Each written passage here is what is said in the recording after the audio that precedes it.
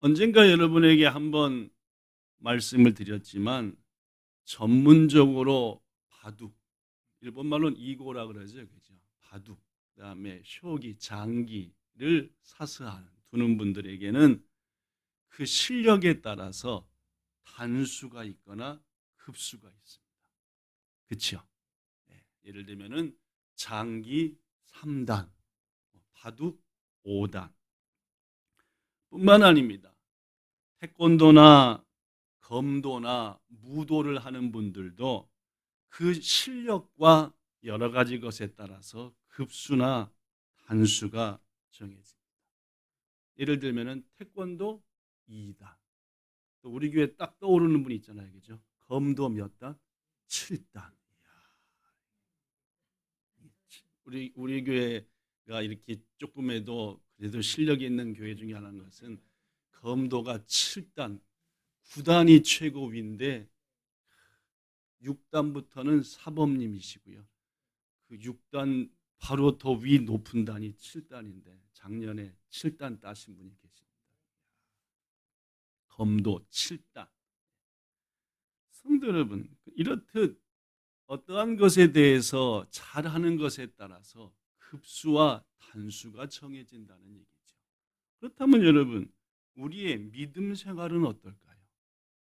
신앙 생활도 급수와 단수가 있다고 생각하십니까? 없을 것 같습니까?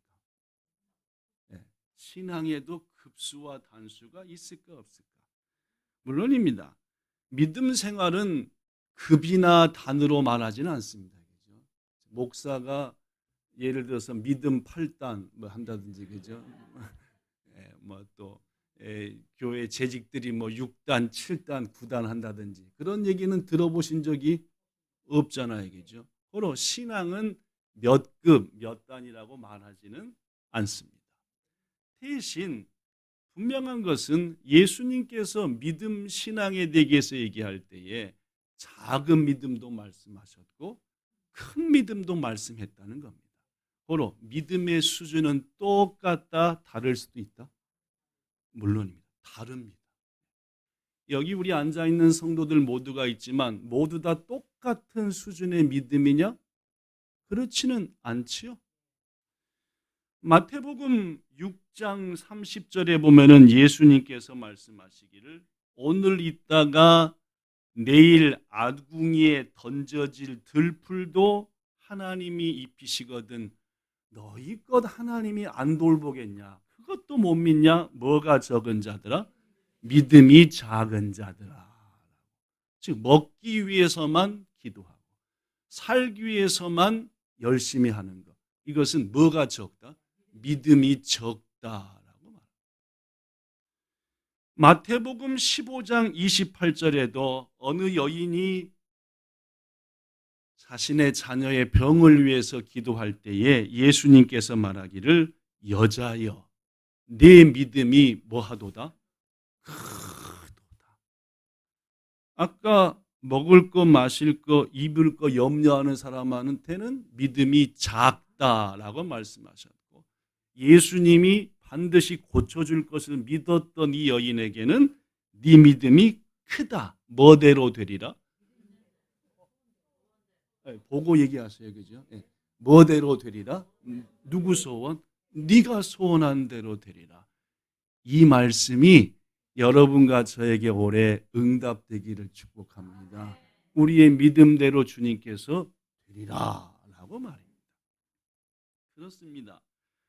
믿음이 바둑이나 검도처럼 급이나 단이 있는 것은 아니지만은 믿음이 있다고 해서 모두 똑같은 믿음을 가진 것은 아니다라는 것은 분명히 이제 마음에 새겼습니다. 그 다음 단계 얘기하겠습니다. 여러분, 검도나 태권도나 바둑이나 일단 나 오늘부터 검도 시작했어 라고 하면은 2년 지나면 2단 되고 3년 지나면 3단 되고 5년 지나면 5단 됩니까? 안 됩니까? 그렇죠? 내가 아무리 오늘 바둑이든 검도든 태권도를 시작했다 해서 날짜만 지나면은 막 단이 높아집니까? 아니죠. 뭘 해야 높아집니까? 연습을 해야죠. 배우기도 해야 되죠. 그렇죠? 진규 집사님 검도 7단 할 때까지 몇 번쯤 휘두른 것 같아요, 이거? 아마 대충 딱. 그렇죠? 셀 수 없대잖아요.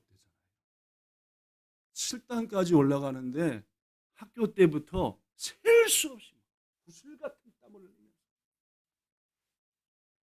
해야지 급이 올라가고 단이 올라가고. 셀 수도 없대잖아요. 얼마나 많이 연습을 했는지. 여러분, 신앙생활 시작했습니다.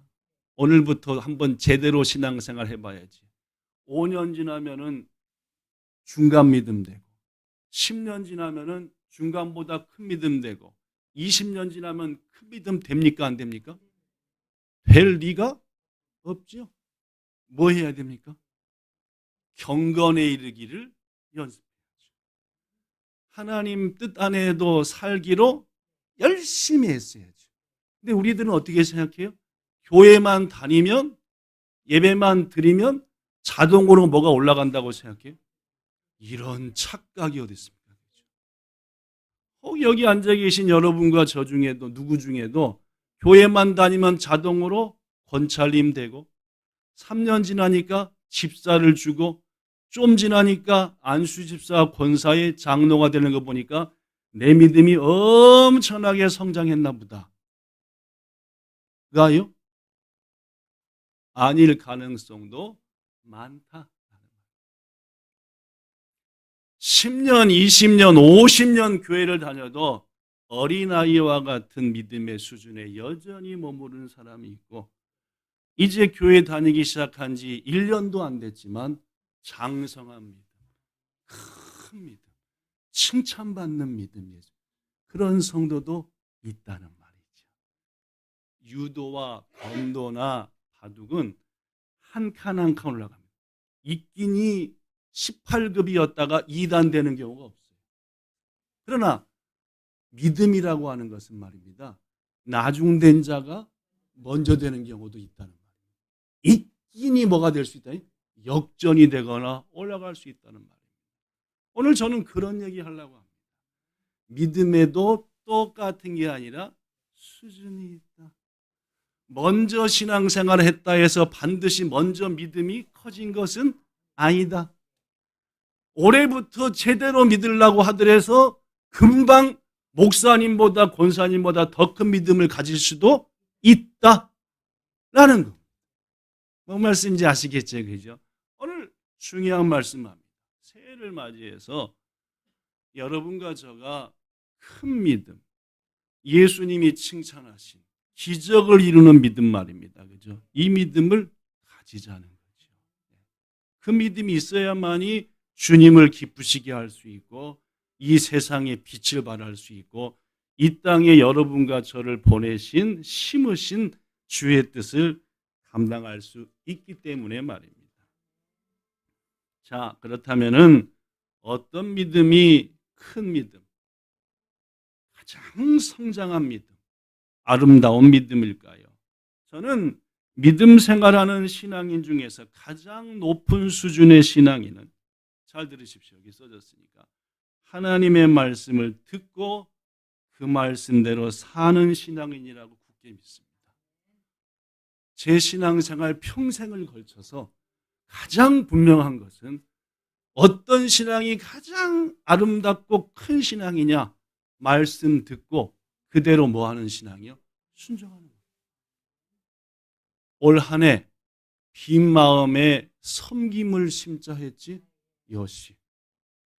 빈 시간에 오락하고 쓸데없는 짓 하지 말고 그 시간에 주의 돌아보고 섬기자 하고 즉시 뭐 하는 거예요? 순종하는 겁니다. 언제부터? 어저께부터. 오늘, 내일. 그러면 저는 그 믿음이야말로 가장 장성한 믿음이고 가장 큰 믿음이라고 믿습니다. 예수님께서 칭찬한 믿음의 사람들도 보면은 즉시 순종했어요. 주님이 말씀하실 때 즉시 네 자리를 들고 걸어가라.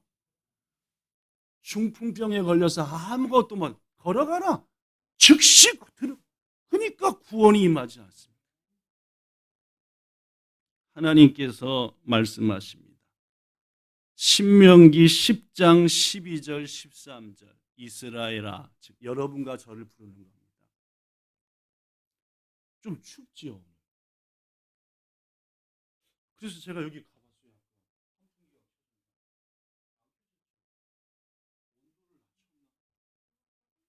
주변산이 담보는 들어오긴 하는데 온도를 팍 올려보십시오. 그래서 제가 아까부터 발이 시려가지고 여러분도 보니까 표정이 약간 얼어 계신 거예요.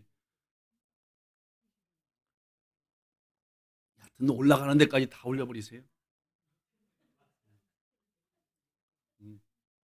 왜냐면은 여러분들의 표정도 그렇고 저도 그렇고 콧물이 살짝 나올라당 말라당 하는 게 예배당 안이 춥나 봐요. 왜 처음 있는 일이죠. 하나님께서 말씀합니다. 여러분과 저한테 신명기 10장 12절 이스라엘아, 즉 나의 택한 자들아, 그런 뜻입니다.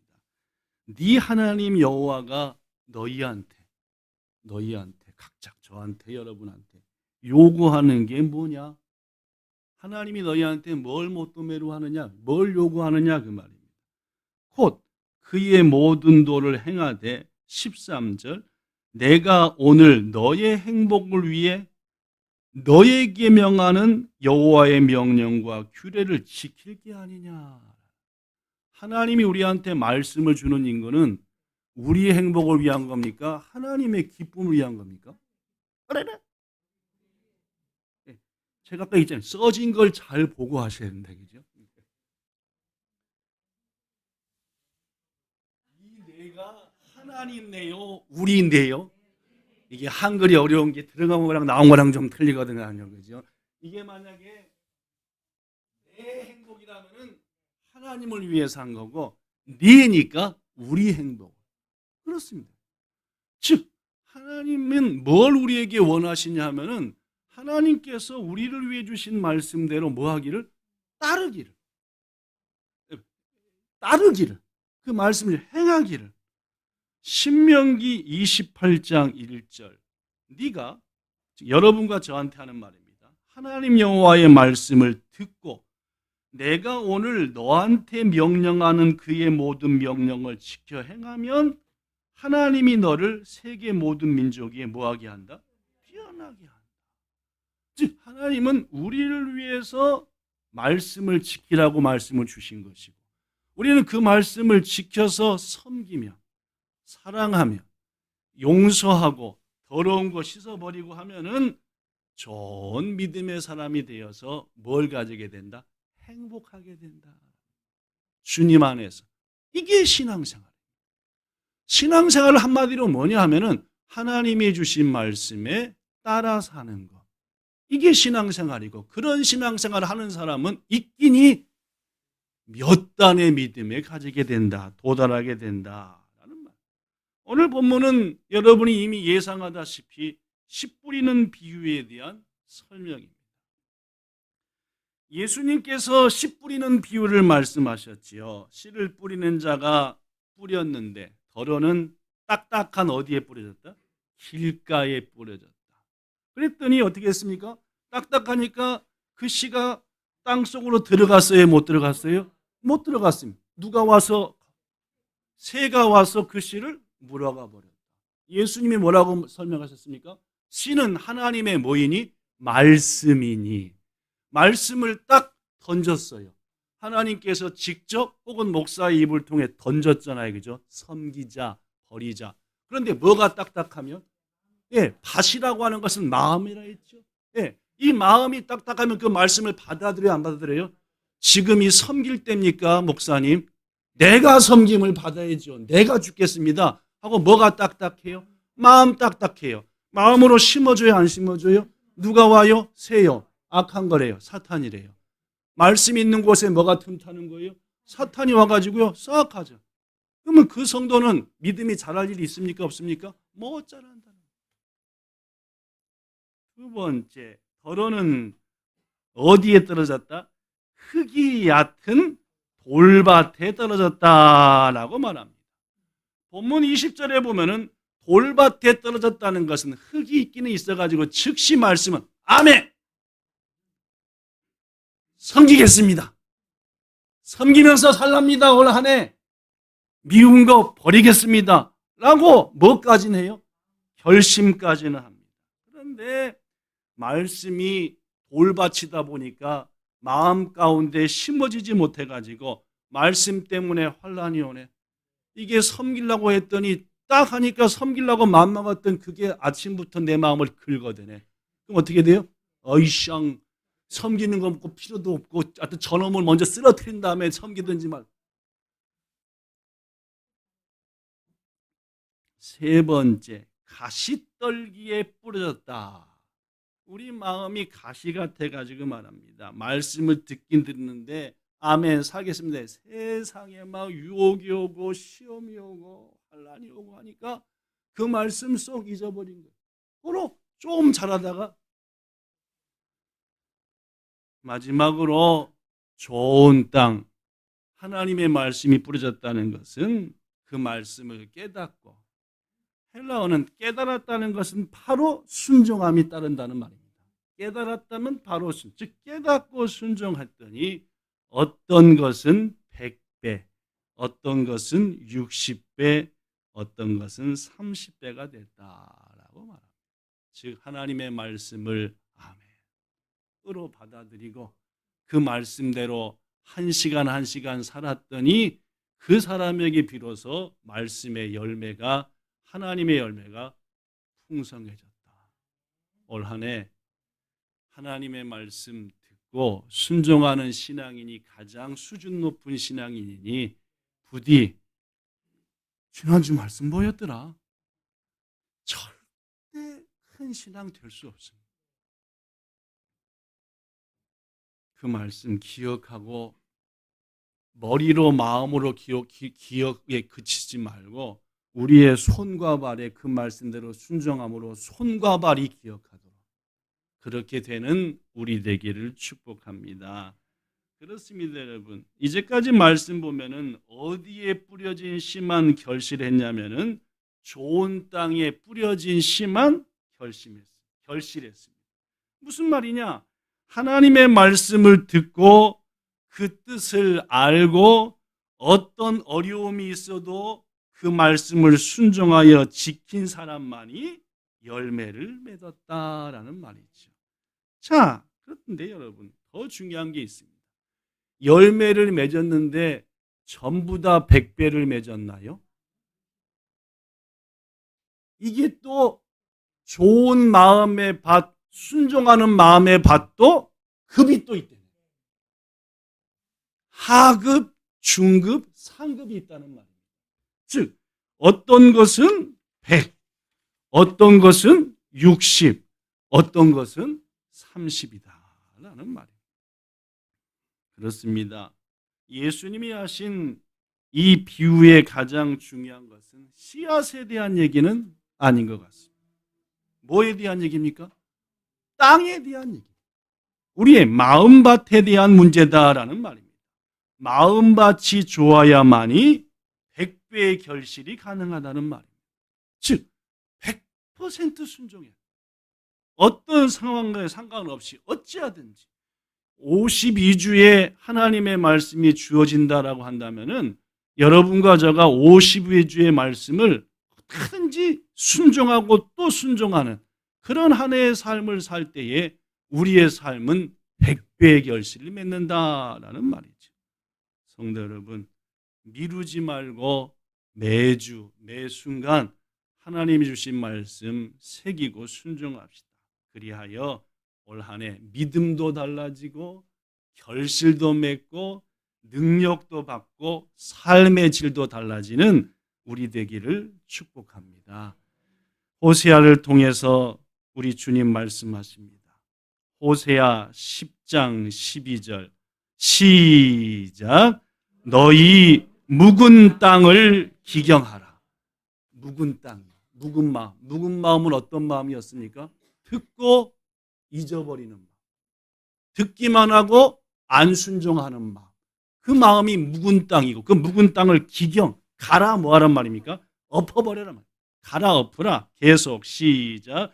지금이 곧 여호와를 찾을 때니 마침내 여호와께서 오사 공의를 비처럼 너희에게 내리시리라. 지금이야말로 주님을 못도매로 돕기다. 하나님을 구하며 찾을 때다. 마음을 확 갈아엎어서 순종하지 않았던 마음, 습관적으로 예배했던 마음 다 버려버리고 하나님 이번 해는 무조건 말씀에 순종하며 삽니다 할 때에 하나님께서 비처럼 의와 은혜를 내리시리라. 묵은 땅은 갈아엎어야 토질이 바뀌는 줄로 믿습니다.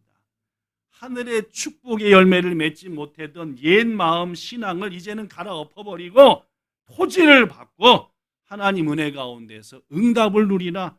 여러분, 묵은 땅을 갈아엎으면 묵은 땅 위에 있었던 무성한 잡초나 가시도 땅에 묻히는 거예요. 땅에 묻히면 열매를 못 맺게 했던 그것이 도리어 뭐가 되냐? 거름이 되는 겁니다. 그래서 썩어져 가지고 더 맺히게 하는 것이죠. 듣기만 하고 순종하려 했던 묵은 땅을 당장 갈아엎어 올 한 해 거듭말합니다. 100배의 결실을 맺으시기를 축복합니다. 말씀 마칩니다. 새해 2022년 100배의 결실을 거두는 길이 있습니다. 우리의 신앙을 단박에 단으로 올릴 수 있는 방법이 있다는 말입니다. 그것은 묵은 마음을 갈아엎는 겁니다. 뭐가 묵은 마음입니까? 말씀 듣고 안 살았던 것. 말씀 듣고 잊어버렸던 것. 이게 묵은 마음입니다.